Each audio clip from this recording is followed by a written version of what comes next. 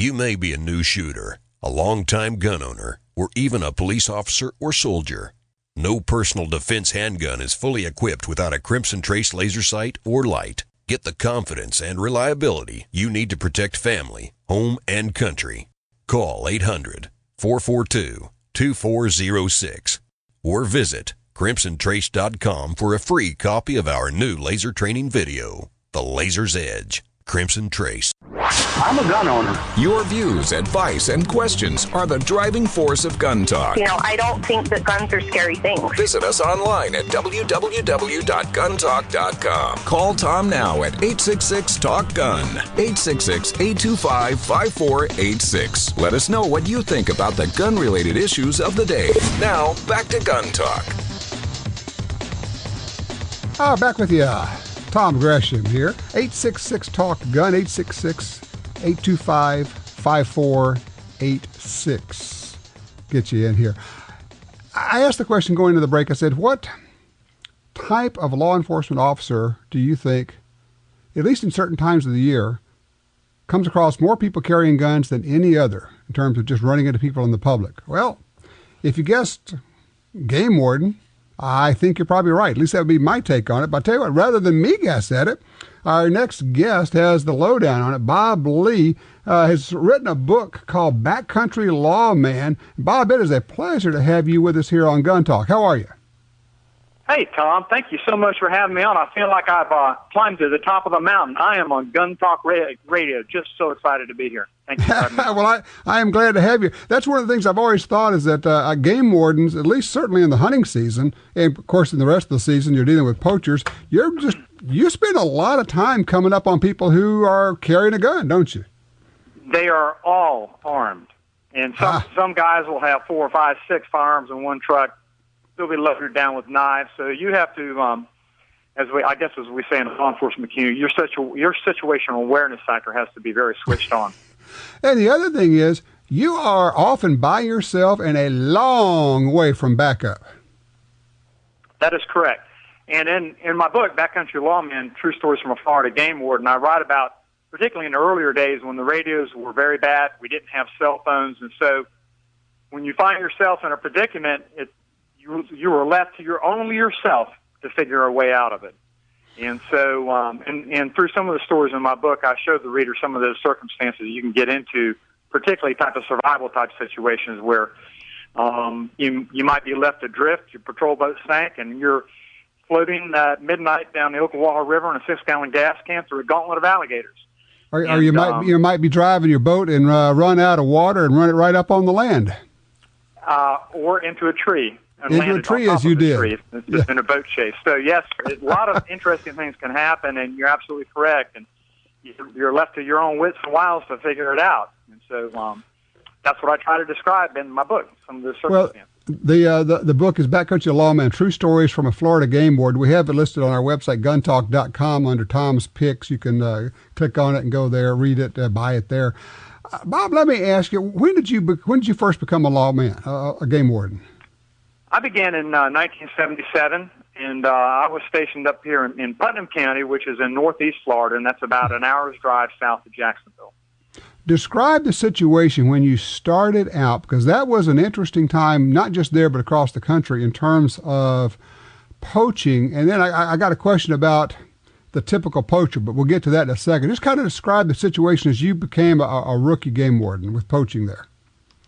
Sure. Well, Putnam County is kind of a poacher's paradise, but it takes a few minutes to explain that, so just take my word for it that it is. But I was first assigned to what is called the St. Johns River Crew, and this was a crew of officers that worked about 100 miles of water. And when we began, the outlaw commercial fishing was just rampant. Everything you can imagine was going on, including some illegal hunting off the river as well. But and so that's what I did for about the first 12 or 13 years of my career. Had many high-speed boat chases down these narrow, twisting creeks in the dark of the night alone. And if you tie on to a commercial fisherman, somebody who's born and raised, this is all they know, and you chase them, you've got your hands full. And so that's what I write about kind of in the beginning of the book, and then later on I promote to land patrol supervisor over 3 counties in northeast Florida, and then things switch, and now I become involved with your typical deer, turkey poaching, And also I tell stories about tracking. I was a tracking instructor at the academy for about 10 years. One of the things that a friend of mine who was a game warden, did that kind of work, told me that I'd never thought of. He said, look, he says, you've got to get beyond this mythical idea of the poacher just going out and trying to get some food for his family. He says, by and large, he says, the people that I was arresting for poaching were involved in a number of other crimes, from drug trafficking and everything else. What was your take on that? He's pretty much right.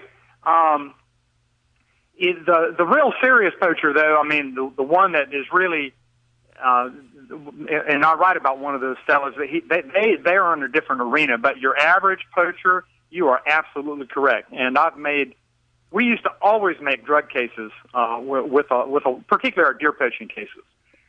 Yes, he would be absolutely correct. So you've got that to be aware of as well. Most of marijuana, sometimes some crack cocaine. We had one guy that was, he was shooting deer and he was trading it for cocaine. He was trading the meat. And we used to call him the wheelbarrow bandit. His MO was to take a wheelbarrow into the woods, and whatever he shot, he'd butcher it and throw all the meat in the wheelbarrow. So whenever he saw a wheelbarrow track, he knew it was him. But this guy could run like the wind. He was a track star, and he was a running son of a gun, and let us. We had all sorts of dealings with him, and finally ended up catching him. But it was a lot. Actually, he was killing cows too. He had a crew. They killed about 50 deer one year illegally, and they also killed 4 cows. They'd walk in at night. They'd see a cow. They shoot it with a small caliber rifle. The cow didn't drop there. They just let the cow go on. They wouldn't even bother to track it up, and the only cow they bothered to keep is if it dropped right there in front of them. So they were some very sorry individuals. Yeah, I just wanted to make sure that people understood that this old mythical image of the poacher is just a guy who's trying to get some food for his family. That is pretty much just a myth. That's correct. Now, maybe it's just a fraction of people fall into that category. Out of 100, you might have one. Right. So, but the rest of them, you are correct. And some of it do it for the thrill. Some of them are real nervy guys, and they're thrill seekers, and they and they do it for that too. And so you've got that to contend with. That's where you come in. Go ahead. Now, I was going to say, did you ever have occasion to use the dummy deer to get the poachers? Many times. That's got to be one of the most interesting. The mechanical deer. Yeah, tell people about how that works. Well, it's the gift that keeps on giving for dumb crook stories. I can tell you that. It's just a wonderful experience to sucker somebody in with a dummy deer constructed out of styrofoam and tanned deer hide. But the way it works is, and the one we had, I got from a taxidermist in Georgia, full body mount, beautiful, all the way down to the hooves. Beautiful job. The head and neck rotate about 30 degrees. The tail flips up and down. And it's run by just a little remote control. That's the same that you would use for these airplanes. Okay. And there's 2 switches on it. And so one works the head and neck, and one works the tail. And there's what we used to call him the deer man. He'd be sitting in the bushes right across the road from where we had the deer set up. And then when somebody came up to look at it, he'd do there's a knack to this. You very carefully got to move that switch so the head turns slowly or the tail flips so slowly, because if you jerk it, that head will have an epileptic jerk to it, and immediately the gives it away. See it immediately. Sure. So there is a fine touch to it, a nuance almost. But yeah, interestingly, the first year that we used it, which was back around 94, 95 in my area, we probably made 30 cases with it. Well, give me one of the dumb crook ones. I want to hear the dumb crook story. Dumb crook story? Well, we've got several. We had these guys in a management area that would come through. We nicknamed them Tweedledee and Tweedledum.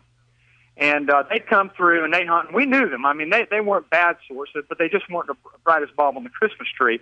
And anyway, we had the deer set up one day. And typically how we set it up is one side you can hunt of the road legally, and the other side is a wildlife refuge. And we put the deer up behind the sign stating that wildlife refuge closed, hunting, trapping, and so forth, and that avoids entrapments. In other words, when the person shoots at the deer, they almost have to shoot around the sign to hit it. Okay? Gotcha. And so anyway, go ahead. No, go ahead.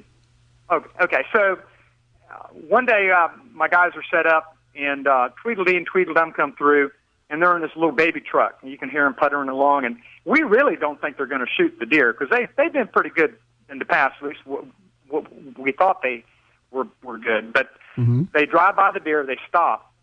Now these guys hunted with single shot King gauge goose guns loaded with 3.5-inch Magnum number 4 shot. When they went to kill a deer, they were serious about it. And so they jump out.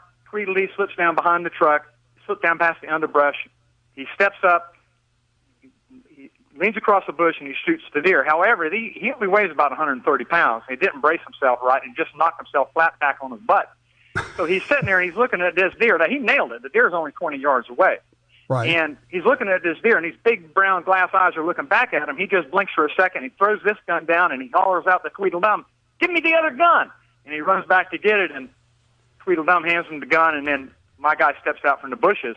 But what's interesting about these decoy deer cases is when they're in a killing mode, they don't drop the gun right away. They're amped. They're up to about 150, 160 beats per minute, and he didn't drop the gun. So 2 of my guys had to draw on him. And finally, they talk him down to get his heartbeat down, and he drops the gun, and so we caught him up. But later on, when they were riding him up, and obviously we'd taken the guns from him, Tweedledee went down. He looked down in this little ditch, kind of along this creek, and he looked at it. He still didn't know that the deer was fake. He says, "My God, that deer's real." He said, "Oh yeah." No, he says it's a fake deer. He couldn't believe it. So, but anyway, that's. And we've had guys want to get their picture taken with it to prove to their wives that the fine money didn't go to a bar, and so and a girlfriend. So, we've posed with them. We've had a good time. I love it, Bob Lee. The book is Backcountry Lawman: True Stories from a Florida Game Warden. Florida. It's really a good book, Bob. You've done a great job with it, and they get it on Amazon. They go to your website, right? Give them their website, please. They go to my website if they would like a personalized copy. They can just go to my Contact Bob page, and my website also is bobhlee.com. bobhlee.com. Bob, I wish you luck with it. It's correct. A great book and great stories, man. Well, thank you so much for having me on. Absolutely. You take care. 866-TALK-GUN, 866-825-5486, Gun Talk. Hi, I'm Michael Bain. You know I hate cleaning guns, so anything that makes that job faster and easier is definitely a plus. And that's where Bore Tips come in. These reusable, lint-free cleaning swabs make cleaning a breeze. And the tighter-fitting Bore Tips do a better job on barrels than cotton mops or patches. Hey, it's a dirty job. Let Bore Tips help. To find a dealer, visit boretips.com. There's a rise in home invasions in America, and you need to be ready. Ready to protect yourself and your family. The bedside backup from Crossbreed Holsters keeps your gun at your bedside, ready to go. It also folds flat for easy storage and travel. Take it with you and use with any hotel bed. To see more, go to crossbreedholsters.com. That's crossbreedholsters.com. The bedside backup is not a child safety device. What's that? It's my Trijicon. What's a Trijicon? Only the best rifle scope in the world. Says who? How about the U.S. Marine Corps, Special Forces, Navy SEALs? You heard of these guys? Sure. Well, they're all using Trijicons. Let me see it. Wow, this is really sharp. And a lot of professional hunters are using Trijicon, too. You probably caught it on some TV and radio shows. Yeah, I have heard some of them swear by their Trijicon. I swear by it. You know, I could have been a Navy SEAL. Well, the closest you're going to get now is buying a Trijicon. Hey. Trijicon is the brand of rifle scopes that more and more hunters are swearing by. That's because every Trijicon is handcrafted using the finest optic materials. The bright aiming point can guarantee you a great hunt from dawn to dusk. Get your Trijicon at a dealer near you or visit them on the web at Trijicon.com. That's TRIJICON.com. Trijicon. Brilliant aiming solutions. If you're looking for a safe and trusted way to sell your firearms, look no further than Dury's Gun Shop. I trusted them to sell my dad's collection. They built their business for over 50 years on honesty and customer service. Dury's Guns will buy any size collection or estate, none too big or too small. Selling your firearms to Dury's Guns is easy. Go with the pros. I trust Dury's Guns. DurysGuns.com. The Ruger American Rifle is a 100% American-made firearm that offers outstanding performance at a great price. Available in standard size and compact models, it features power bedding integral bedding blocks, a Ruger Marksman adjustable trigger, a flush-fit 4-round rotary magazine, and a 3-lug bolt with 70-degree throw. Compact models feature a shorter length of pull and a shorter barrel for a reduction in overall length of more than 5 inches. The Ruger American Rifle, another rugged, reliable firearm from Ruger.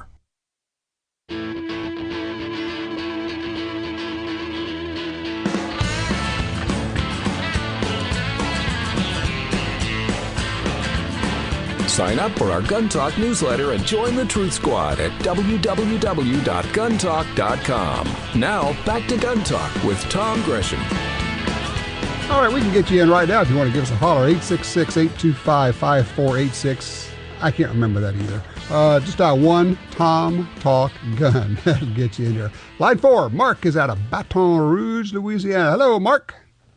Hey, Tom. How you been, bud? I'm good. What you looking for? Listen, I looked in a magazine the other day, and I saw this Smith & Wesson S&D 40 VE. Okay. Compact, and I was wondering, after shooting an M&P, am I going to be disappointed with that gun? It all depends. Probably a bad question to ask. Well, no, here's the thing. I'm trying to figure out how to position it. This is obviously a price point pistol. Gun, you know? And that's not a bad thing. If you're looking for a backup gun, an extra gun, and you don't want to spend the money on an M&P, this one will get you a good bit of the way there. Fine gun, works fine, all of that. However, if you really want an M&P, now do you already have an M&P by any chance? You know, I sold my XDM, so I don't have an XDM anymore, and I've shot M&Ps. But I got to tell you, I keep coming back to the XDM line. Their barrel in there is just unbelievable. And 40 cal, I should be able to just drive tacks, you know? Well, I will tell you, I am, on any given day, I go back and forth between the XDM and the M&Ps. They're that close, and it really is just a personal preference call. And now the 40 versus 9, that's when you can start bar fights. You know, I mean, you can have a lot of fun with that. Oh, yeah. That's like talking about broadheads on a bow, of shooting a bow and arrow, you know? That's it, you know, because there's no right answer, so we can argue about it forever and ever. And we have, as a matter of fact. I would say this. If you already know that you love the XDM and you had one before, yeah, you know where I'm going with this. Why not get the one that you know that you already like and you shoot well? I think, Tom, in 45. 45. You want to get it in 45? I had the 40 before, but I want to try the 3.8 and 45 now, you know? Okay, well, I will tell you, the 45 is going to kick less than the 40. Because the 40 has the velocity, and it really snaps. The 45 shoots a big old fat bullet, kind of rolls it out there like a softball, and so it will push, but it won't snap. I think you will find shooting the 45 to actually be more pleasant than shooting your 40. That's what I was hoping, Tom. Boy, you absolutely took the words out of my mouth today, and I thank you, sir. Absolutely. Well, good luck with it. Let us know when you get it and give us a report on that. I appreciate that. Let's go from Mark in Baton Rouge to line 3, Mark in Casper, Wyoming. Hello, Mark in Wyoming. Hello. How are you doing, Tom? I am good. How is your weather in Wyoming today? Today it was cold last night, and now it's regular winter, about 30. Just regular old winter. You know, winter just comes early, stays late up there. Well, it comes and goes, actually. That's true. You are kind of in the you're in the banana belt of Wyoming, as a matter of fact. Yeah, the winter comes and then it goes out and it gets 50 almost. Yeah, and then it comes back and gets 0. Freezes, refreezes, melts, all that. So tell me about this gun you want to give me a report on. Yes, it's a Canik 55 TP9 pistol. Okay. Made in Turkey, and it's aesthetically and mostly internally, it's a copy of the Walther P99 AS. Ah. And the AS, it's a striker-fired gun that simulates a double single-action hammer metal automatic. It has Really? a decocker lever on the top. When you pull the hammer back, it's in single action. And after you pull the trigger single action, if you need to tap the cartridge again, you get a long double action pull. Wait. It's single action for the first shot, and then it goes to double action? If it doesn't go off. Oh, I got you. So you've got a second strike capability. If it doesn't go off, you can just pull the trigger and get another strike at the primer. Yeah, it's better than my Gotcha. XT. Well, the price point was good, too. I can buy 2 of them almost for a Glock. What'd you have to pay for it? I got it out the door for about $335. Okay. It comes with 2 18-round Metgar magazines, barrels chrome-plated. And Turks have been making guns for a long time. There are some very good gun-making facilities in Turkey, both shotguns and handguns. And I don't know much about their rifles, I got to be honest, but I know that they've been making shotguns and handguns for a long time. I'm sure they make rifles also. So yeah, they make a Stingray line, too, that is C75 compact copies with a tack rail on the frame. And they're $350 about, they're $350 whole, they're $350 from Centerfire. Now, were you looking at any other pistols before you bought those? I wasn't looking for a pistol. I pick out little gems like this. And the more I worked the trigger, it started out kind of crappy, like I guess striker fireds usually do. And it's getting better. It's getting better. I've worked it a little bit. The first 3 shots were on a quarter from 35 feet. Holy cow, that's fabulous. Well, look, I appreciate the field report. We love getting these range reports from folks, and thank you for your call, sir. If you've got a range report on a pistol or something you want to let us know about, by all means, give us a holler, 866-TALK-GUNS. That'll get you in here. We got a lot of things going on. We got more guests coming your way, but we got room to get you in. If you want to give me a holler, we can certainly take care of that. We're going to be open lines for the next half hour, so if there's a gun that you would like to know more about, you've looked at it, you've read about it in the magazines, give me a holler. Maybe I'll know, and if I don't, somebody else will know also. Simple as that. Now, on the 9mm versus the 40, it all depends on where you fall. I just find the 9s shoot better, but I'd love to hear what you think. 866-TALK-GUN. One of Talker Magazine's 100 most important radio talk show hosts in America. You're listening to Gun Talk, heard every week at this time on great radio stations across America. Stay tuned. Gun Talk is coming right back.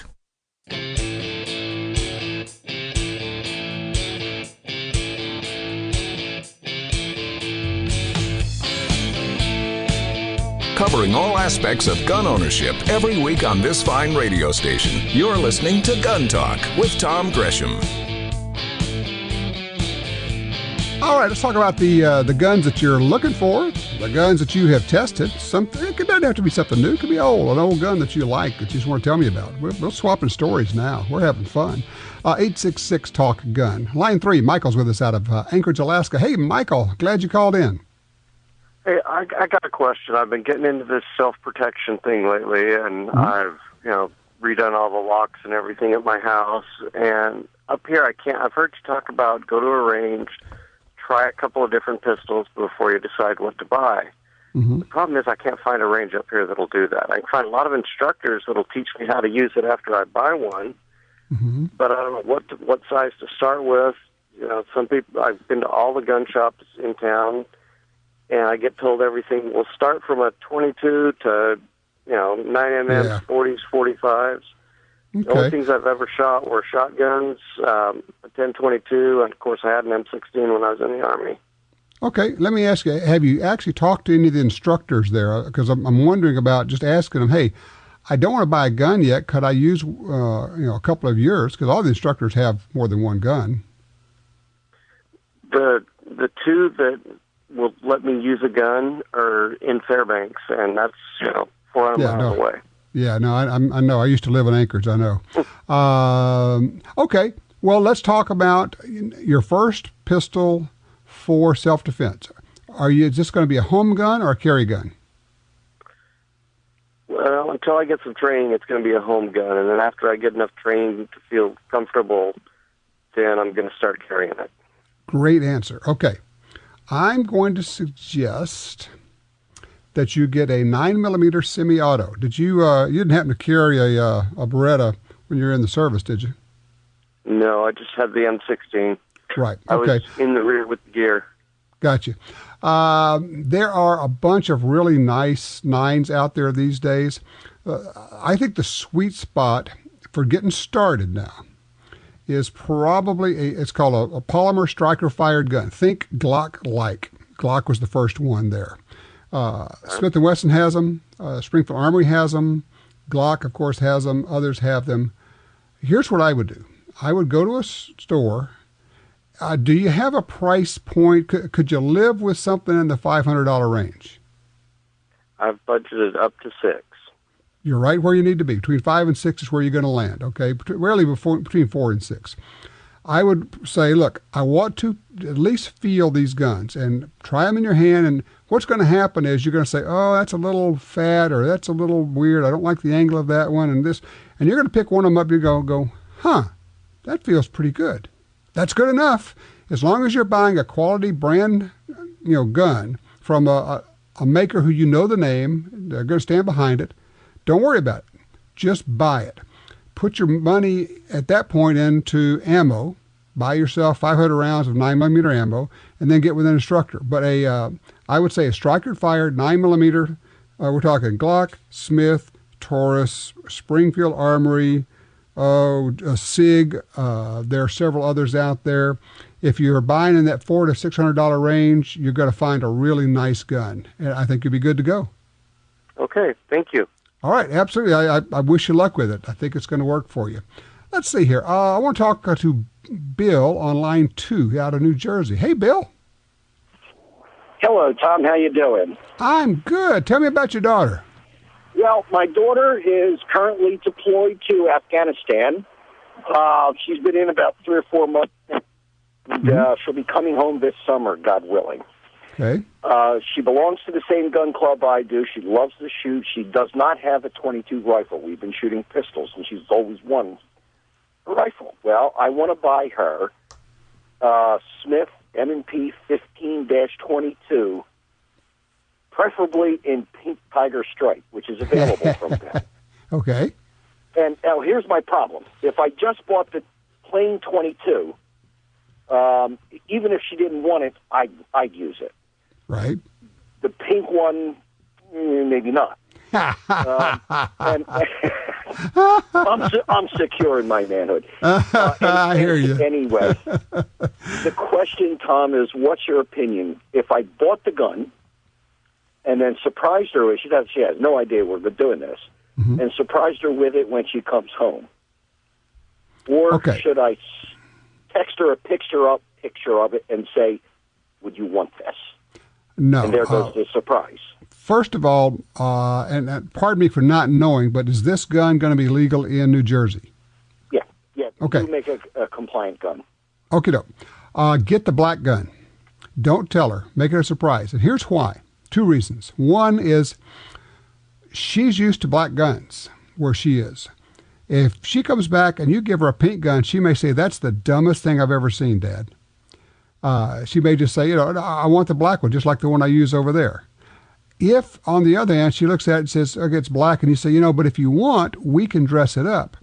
There are kits out there where you can use, it's called Duracoat, D-U-R-A coat. And you can pick pretty much any color you want, and you can treat your gun, and it's a bake-on finish, spray-on or bake-on, that works really well, and you can do all sorts of designs and cool stuff. So you can customize it after the fact. I would give her the black gun as a surprise. By the way, that is a fabulous little .22 rifle, that Smith & Wesson M&P 15-22. All the controls, in fact, the trigger controls and all are identical. You can swap out with an AR-15. I mean, that's how good it is in terms of being an AR-15. It just shoots .22 rimfire.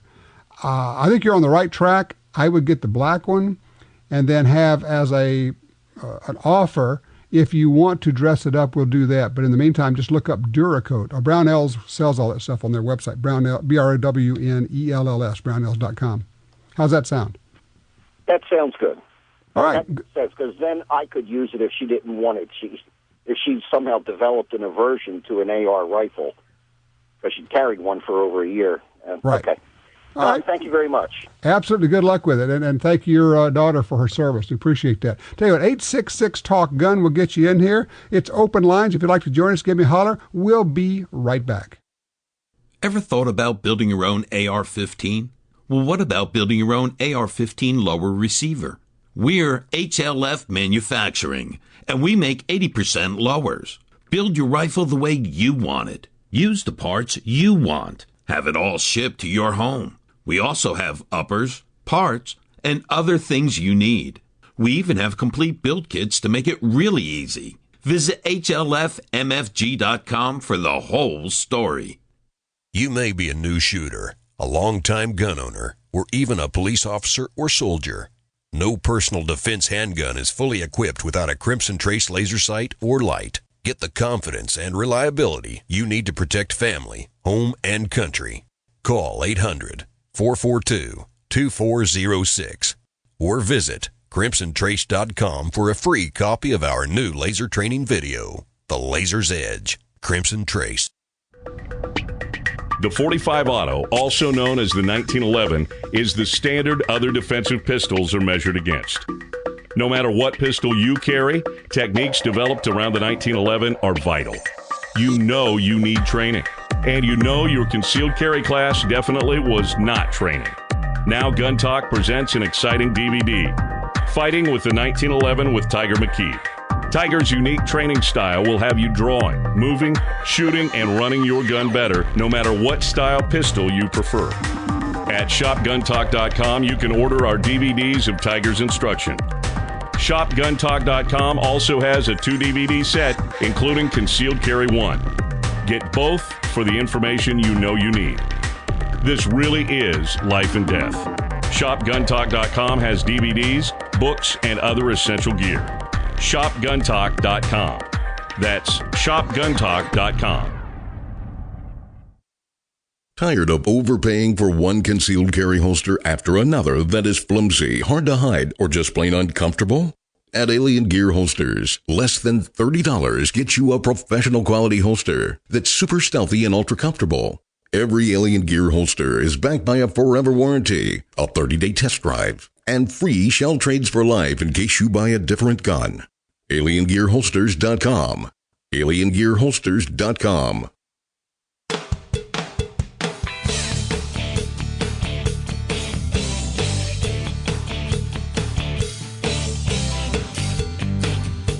Thanks for being one of the 100 million gun owners in America who support Tom Gresham's Gun Talk. Even if you don't want to be on the air, you can still email Tom with your questions or concerns at tom@guntalk.com. Now, back to Gun Talk. All right, back with you. By the way, guys, got a note from a friend of mine. He says, hey, I just got a new listener for you, Steve in Lowell, Michigan. Lowell, Michigan. He says, say hi to Steve. So, hey, hi, Steve. Glad you could be with us. 866-TALK-GUN will get you in here. Let's do this. Let's take line one first. Chris is in Fresno, California. Got a good question. Hey, Chris. How are you, Tom? Good. Guess it's kind of a question. Back in about 2008, when I carried concealed, I bought a Smith & Wesson M&P 40C, the compact 40 cal. Right. And that gun had micro stamping on it. Thought it was weird. They gave me, in the case, it had a stamped casing, and I guess we were supposed to hold on to it. And I didn't love the gun. I sold it a couple of years later, and I don't carry concealed anymore. But if Smith had the technology then, what is, and I don't agree with the law, don't get me wrong, I think it's ridiculous. But I've been kind of surprised to hear everybody saying they're not capable of doing it now. I didn't know that they'd phase that out, number one, especially since they were trying to get back into the police market. I think there's a law enforcement exemption for it, but I'm not positive that there is. But do you know what happened to that? Yeah. Chris, where did you live at the time you bought that gun? I was in California. I've sadly been in Fresno 15 years ago. Here's the thing. That gun did not have microstamping. Microstamping doesn't exist. And it certainly did not exist in 2008. What you got was one of the guns that had a fired case There were a couple of states that required it, and I think they started just including it in all the guns. They sent a fired case with the gun. It's stupid. Doesn't make any sense. And, regular forensics can match a case with the gun. You don't need microstamping for that. So if they found cases on the ground and they had the gun, they could match the two together. Regular ballistic forensics can do that. And so millions of guns were sent out with these cases on them. I think it was Massachusetts and Maryland, I think, are the two states that required that. Massachusetts finally dropped it because they spent millions, maybe tens or hundreds of millions of dollars on the program, never solved a single crime with it. They finally said, this is stupid. We're spending money we don't have anymore. And they dropped it. I think Maryland's the only state that requires that. But that's what you had, because I've got a lot of those guns. They were sent to me in Louisiana. This was not microstamping. This was just a fired case. And here's the weird part. Smith & Wesson was required to keep one of those cases, fired cases, at their plant with the the information on the serial number and all that, just in case the police ever wanted to track it back. The police never did. Millions and millions of these cases being stored, the police never tracked back a single one of them. But no, that's not microstamping. That's not what that was. Gotcha. Okay? Yeah, microstamping, and I love it. People say, well, just do it. These are people who have never made a gun, or at least never tried to make a million guns. When both Ruger and Smith & Wesson say this is an impossibility, it cannot be done, I take them at their word for that. I'm not a machinist. I don't know. But I believe them when they say this is a technology that absolutely does not exist in its current state. It just can't be done. So, and there's let's go beyond microstamping. You're in California. You've got a list that the government's put out of approved guns. I don't know if you heard me at the beginning of the show. I said, what if they had a list of approved books? People would scream and holler, and they would raid City Hall and go to Sacramento and burn down the State House. But it's the same thing. A list of approved books is a list of approved guns because they both are covered in the Bill of Rights.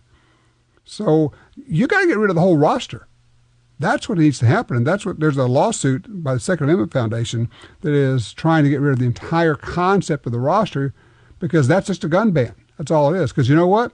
If they don't put any guns on the roster, then it's a total gun ban. But right now it's just a ban on some guns. And the Supreme Court says you can't do that. Let's appreciate the call, sir. Let's see. Line 4. Jack is with us out of Spark, Nevada. Hey, Jack. Hey, Tom. Great show. Thank you. Hey, look, me and a friend of mine got a fairly extensive collection of firearms. Unfortunately, he's going to liquidate most of his. There's some exotics in there, and most of them are self-loaders. They're right. BARs, FALs. You kind of get the idea. Yep. There's one particular rifle we've got up for sale, and I'm having a heck of a time finding any pricing on it. I've been to a few websites. I'm getting nothing, even on some of the auction sites. Are you familiar with it's called a K rifle. Tim LaFrance, some years ago, he's a Class 3 manufacturer. He makes a lot of firearms for DEA, law enforcement, but some years ago he made, in selective fire and semi-auto, he made what he called a K rifle. It was an M1A. Okay. Let me jump in right now because we're going to run out of time. Here's what you got. You got a very limited type of gun.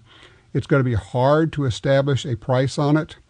I would suggest that I'm sure you've gone to the Blue Book of Gun Values, but I would call and talk to Steve Fiesta, the publisher, the editor of the Blue Book of Gun Values. Talk to him. I tell you what, I know a place you ought to go. Call Johnny Dury, Dury's Guns, DURYS Guns.com. Call Johnny, talk to him about it, but Johnny may buy that thing flat out. He's got enough contacts out there. He deals with this kind of stuff, and he's a straight-up guy. I would call Johnny and talk to him about that as well. Steve Fiested at the Blue Book of Gun Values and Johnny Dury would be my go-to sources on that. I hope that worked. It's Dury's Guns, DURYS Guns.com. 866-TALK-GUNS. Don't go far. Gun Talk stands for safety, personal responsibility, and common courtesy. To be a part of the show, call 1-TOM-TALK-GUN. Gun Talk will be right back.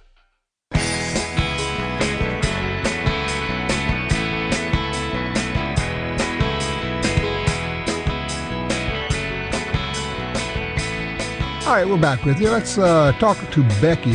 She's in Georgia on line 3. Hello, Becky. How are you? Fine. How are you? I'm good. How can we help you today?